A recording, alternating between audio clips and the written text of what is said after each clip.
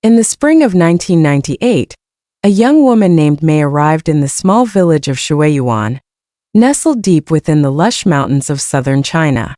The village was a place where time seemed to stand still, where the rhythms of life were dictated by the rising and setting of the sun, and where the air was always filled with the scent of blooming flowers and the distant hum of cicadas.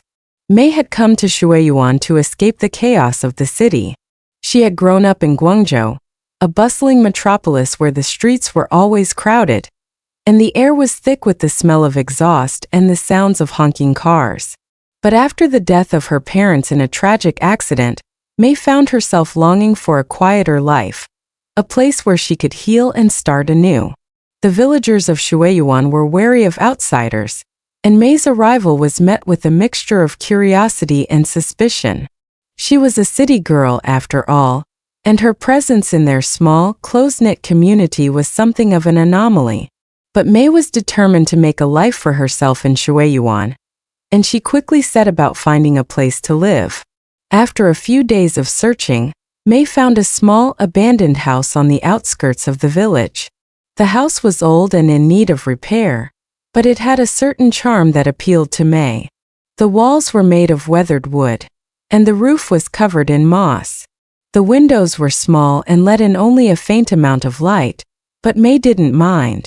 She saw the house as a blank canvas, a place where she could create a new life for herself. With the help of a few kind villagers, May began to repair the house. She spent her days cleaning, painting, and fixing the broken parts of the house. It was hard work, but May found solace in the physical labor. It gave her a sense of purpose, a way to channel her grief into something productive. As the days turned into weeks, May began to feel more at home in Shuiyuan. She started to learn the rhythms of village life, waking up early to the sound of roosters crowing and spending her evenings sitting on the porch, watching the sun set over the mountains. She even began to make friends with some of the villagers, who slowly warmed up to her as they saw her dedication to making a life in Shuiyuan. But despite her growing sense of belonging, May couldn't shake the feeling that there was something strange about the village. It was as if the village itself was alive, watching her every move, waiting for her to make a mistake. The villagers, too, seemed to be hiding something, their smiles never quite reaching their eyes. One evening, as May was walking back to her house after a long day of work, she noticed a group of villagers gathered around the village well. They were whispering amongst themselves, their voices low and urgent.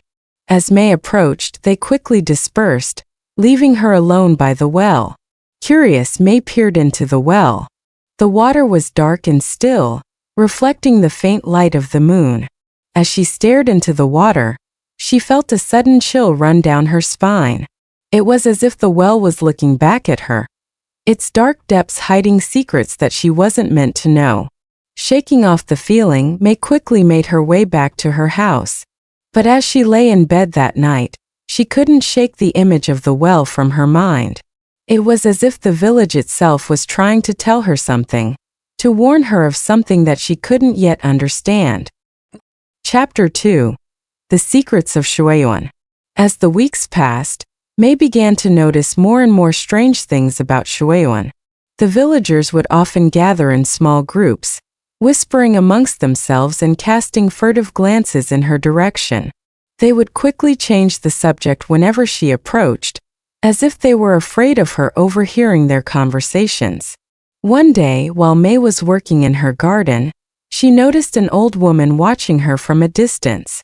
The woman was dressed in tattered clothes, and her face was lined with deep wrinkles. She had a strange, almost otherworldly presence, and May couldn't help but feel a sense of unease as the woman's eyes bore into her. Curious, May approached the old woman and greeted her with a polite smile. The woman didn't respond, but instead continued to stare at May with an intensity that made her skin crawl. After a few moments of silence, the old woman finally spoke. "You shouldn't be here," she said, her voice low and raspy. "This village is not for you." May was taken aback by the woman's words. "What do you mean?" she asked, her voice trembling slightly. The old woman didn't answer. Instead, she turned and walked away, disappearing into the shadows of the village. May stood there for a moment, her heart pounding in her chest. She didn't know what to make of the old woman's words, but they left her with a deep sense of unease. It was as if the village itself was warning her, telling her to leave before it was too late. But May was determined to stay. She had come to Shueyuan to start a new life, and she wasn't going to let the strange behavior of the villagers drive her away. She decided to confront the villagers and ask them directly what was going on. That evening, May went to the village square, where a group of villagers had gathered around a small fire. They were talking in hushed tones, their faces illuminated by the flickering flames. As May approached, they fell silent, their eyes fixed on her. "I know there's something you're not telling me," May said, her voice steady despite the fear that was building inside her. "I want to know what it is." The villagers exchanged uneasy glances, but no one spoke. Finally, an elderly man stepped forward. He was the village elder, a man named Lao Zhang, who was respected by everyone in the village. "May," he said, his voice heavy with regret, "there are things about this village that you don't understand. Things that are best left alone." "What things?" May asked, her voice rising. "What are you hiding from me?" Lao Zhang sighed and looked away. "This village is cursed," he said finally. "It has been for generations. The well you saw, the one in the center of the village, is the source of the curse. It is said that anyone who looks into the well will be haunted by the spirits that dwell within."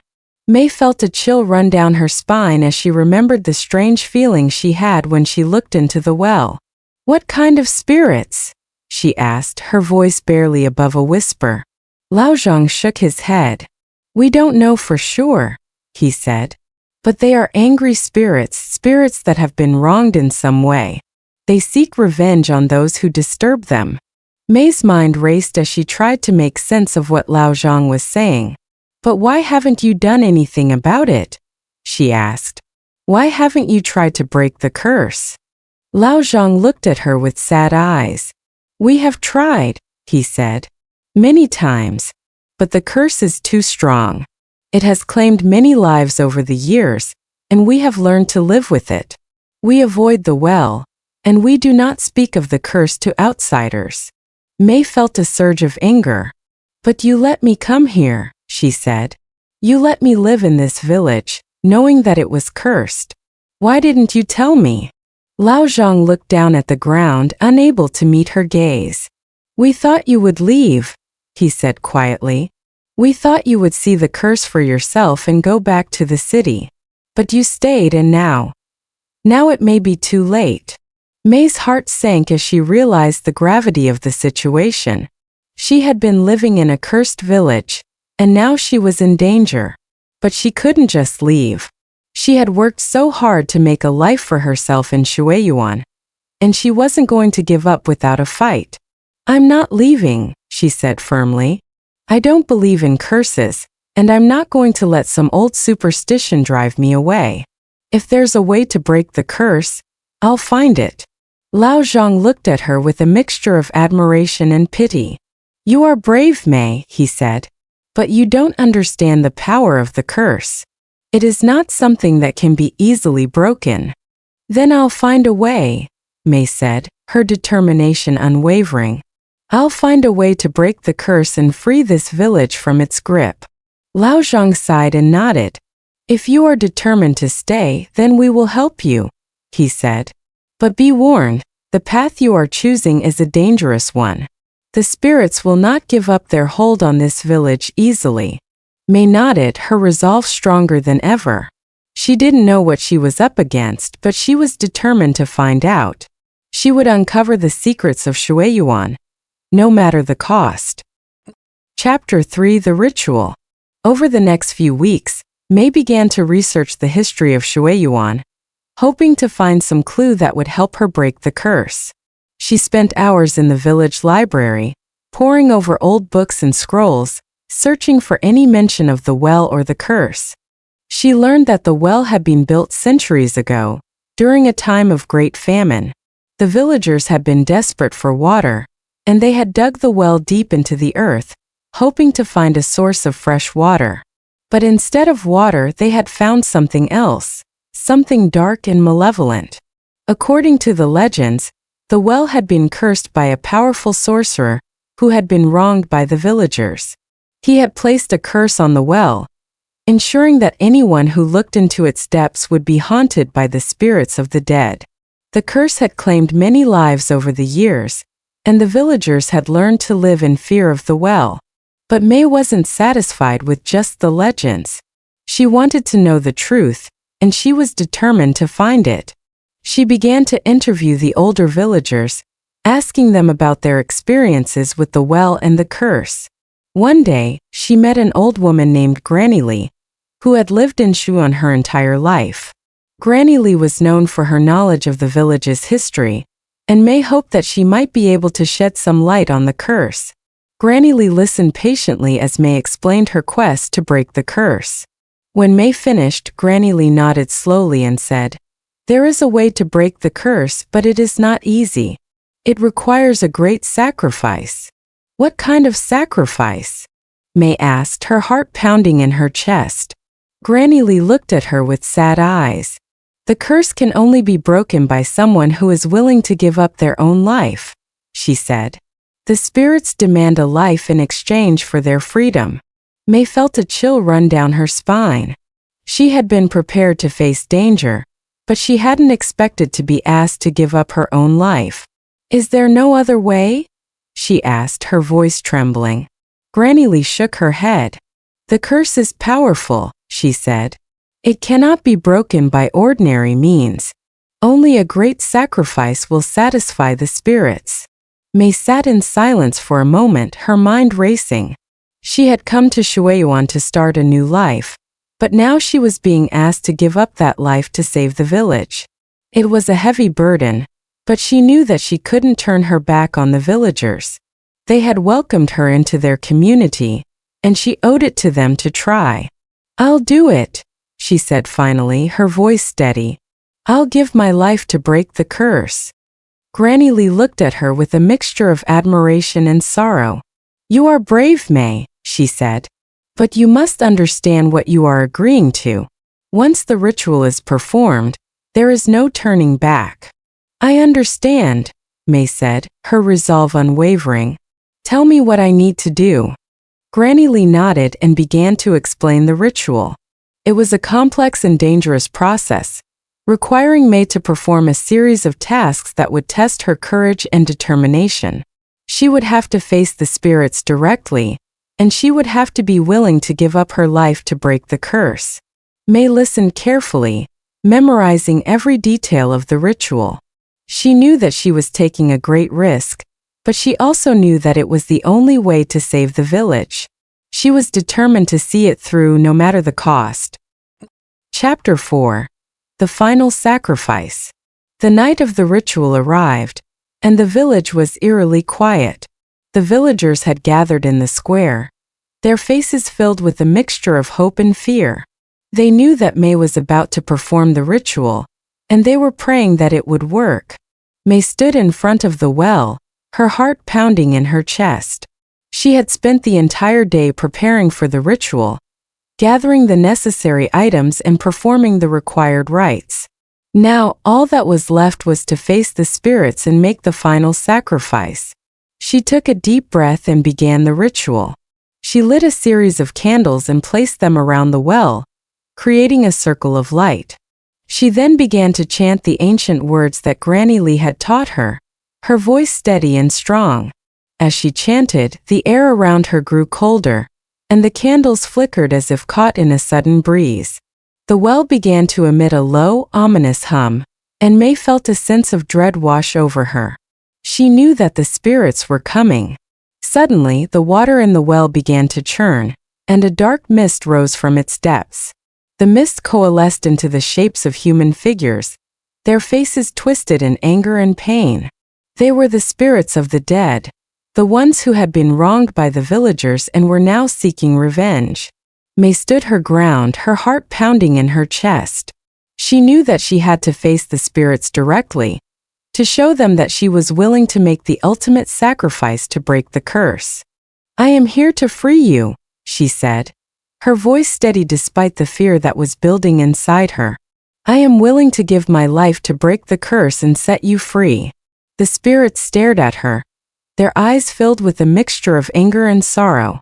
They seemed to be considering her words, weighing the value of her sacrifice. Finally, one of the spirits stepped forward. It was the spirit of a young woman, her face pale and her eyes filled with sadness. "Why would you do this for us?" she asked, her voice echoing in the night air. "Because I believe in the power of redemption," May said, her voice filled with conviction. "I believe that even the darkest curse can be broken by an act of selflessness. I am willing to give my life to prove that." The spirit of the young woman stared at her for a moment, and then she nodded. "You are brave," she said, "and your sacrifice will not be in vain." With that, the spirits began to fade, their forms dissolving into the mist. The well grew still, and the air around May grew warm once more. The curse had been broken. May felt a sense of relief wash over her, but she also knew that her time was running out. She had made the ultimate sacrifice, and now she had to face the consequences. She turned to the villagers, who were watching her with tears in their eyes. "The curse is broken," she said, her voice filled with a sense of peace. "You are free." The villagers rushed forward, embracing her and thanking her for her bravery. But May knew that she didn't have much time left. She could feel her strength fading, her life slipping away. As she lay in the arms of the villagers, she felt a sense of peace wash over her. She had done what she had set out to do. She had broken the curse and saved the village. And now she could rest. With a final, contented sigh, May closed her eyes and let go of the world. She had given her life to save the village, and in doing so, she had found the peace she had been searching for. The village of Shuiyuan was never the same after May's sacrifice. The curse had been broken, and the villagers were free to live their lives without fear. They built a shrine in May's honor, a place where they could come to remember her bravery and selflessness. Over time, the village began to thrive. The fields were fertile, the water was pure, and the people were happy. The memory of May lived on in the hearts of the villagers, a reminder of the power of sacrifice and the strength of the human spirit. And though May was gone, her legacy lived on. She had shown the villagers that even in the darkest of times, there is always hope, and that sometimes the greatest act of courage is to give up everything for the sake of others. The village of Shuiyuan would never forget May, the young woman who had come to their village seeking a new life, and who had given her life to save them all. And in the quiet moments when the wind whispered through the trees and the sun set over the mountains, they could almost hear her voice, a gentle reminder that even in the face of darkness, there is always light.